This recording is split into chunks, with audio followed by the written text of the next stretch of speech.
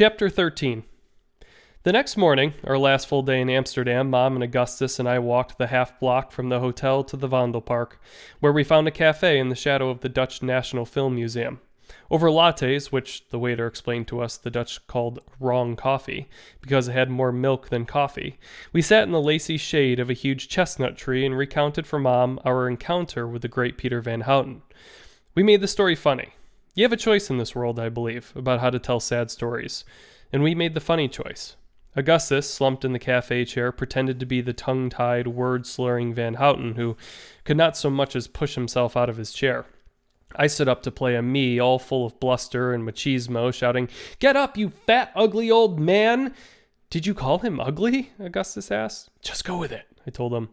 "I'm not ugly. You're the ugly one, nose tube girl." "You're a coward," I rumbled, and Augustus broke character to laugh. I sat down. We told Mom about the Anne Frank house, leaving out the kissing. "Did you go back to Chez Van Houten afterwards?" Mom asked.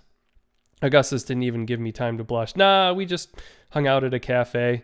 Hazel amused me with some Venn diagram humor. He glanced at me. God, he was sexy. "Sounds lovely," she said. "Listen, I'm going to go for a walk. Give the two of you time to talk," she said at Gus, an edge in it. "Then maybe later we can go for a tour on a canal boat." Okay, I said. Mom left a €5 note under her saucer and then kissed me on the top of the head, whispering, "I love you," which was more loves than usual. Gus motioned down to the shadows of the branches intersecting and coming apart on the concrete. "Beautiful, huh?" "Yeah," I said. "Such a good metaphor," he mumbled. "Is it now?" I asked. "The negative image of things blown together and then blown apart," he said. "Before us, hundreds of people passed, jogging and biking and rollerblading. Amsterdam was a city designed for movement and activity, a city that would rather not travel by car, and so inevitably I felt excluded from it. But God, was it beautiful. The creek carving a path around the huge tree, a heron standing still at the water's edge, searching for a breakfast amid the millions of elm petals floating in the water. But Augustus didn't notice. He was too busy watching the shadows move. Finally, he said, "I could look at this all day, but we should go to the hotel." "Do we have time?" I asked. He smiled sadly. "If only," he said. "What's wrong?" I asked. He nodded back in the direction of the hotel.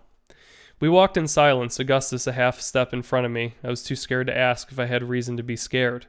So there is this thing called Maslow's hierarchy of needs. Basically, this guy, Abraham Maslow, became famous for his theory that certain needs must be met before you can even have other kinds of needs. It looks like this.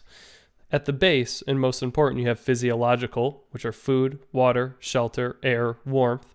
Then, above that, security, safety, steady job, insurance. Then, social needs, belonging, love, family. Then, esteem needs, self-worth, accomplishment. And then at the top, and lastly, self-actualizing needs, self-aware personal growth. These are Maslow's hierarchy of needs.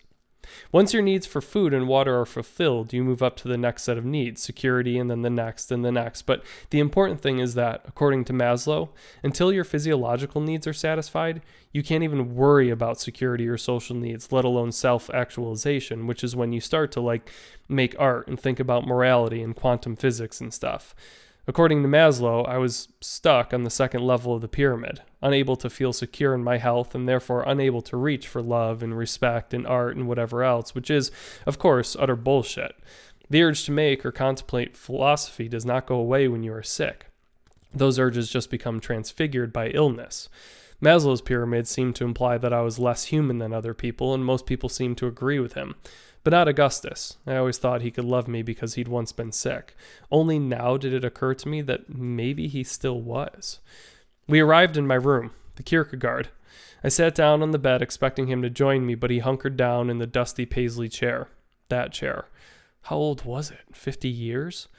I felt the ball in the base of my throat hardening as I watched him pull a cigarette from his pack and stick it between his lips.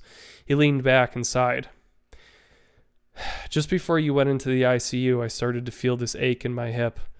"No," I said. Panic rolled in, pulled me under. He nodded. "So I went in for a PET scan." He stopped. He yanked the cigarette out of his mouth and clenched his teeth.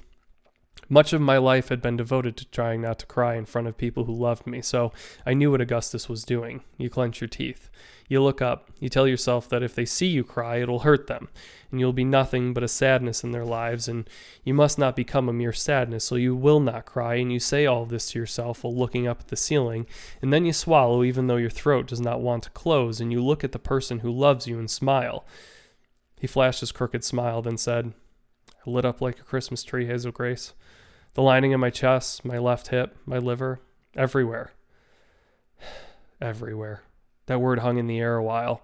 We both knew what it meant. I got up, dragging my body and the cart across carpet that was older than Augustus would ever be, and I knelt at the base of the chair and put my head in his lap and hugged him by the waist. He was stroking my hair.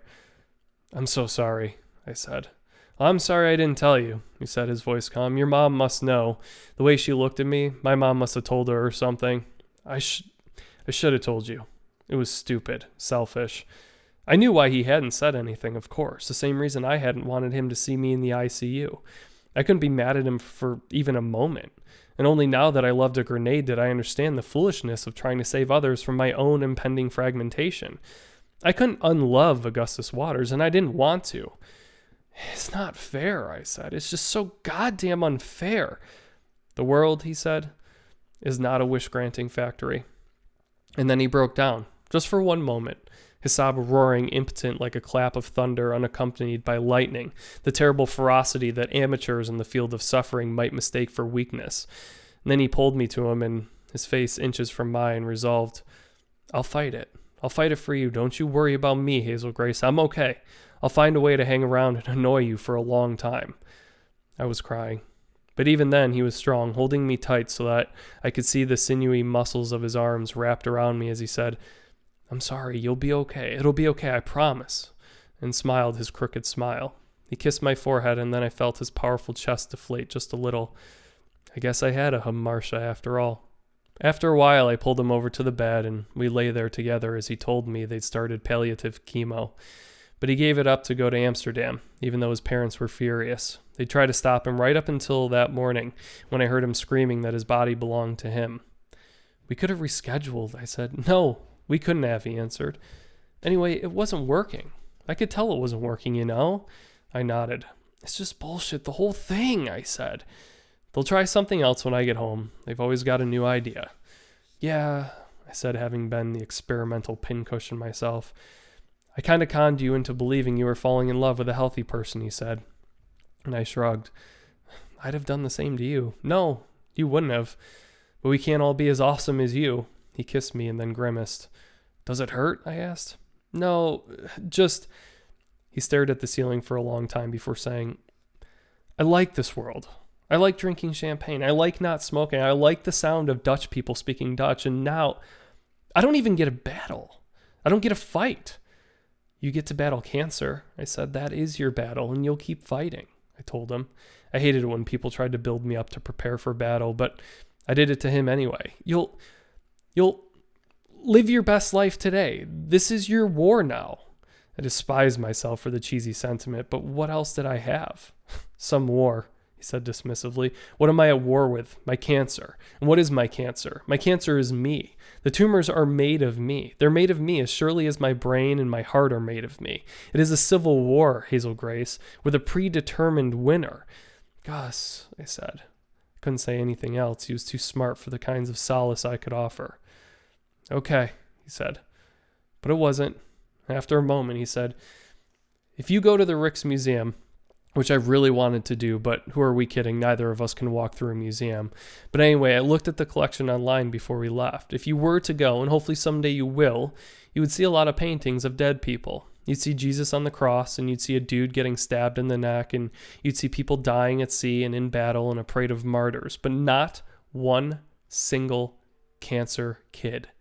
Nobody biting it from the plague or smallpox or yellow fever or whatever, because there is no glory in illness. There's no meaning to it. There is no honor in dying of. Abraham Maslow, I present to you Augustus Waters, whose existential curiosity dwarfed that of his well-fed, well-loved, healthy brethren.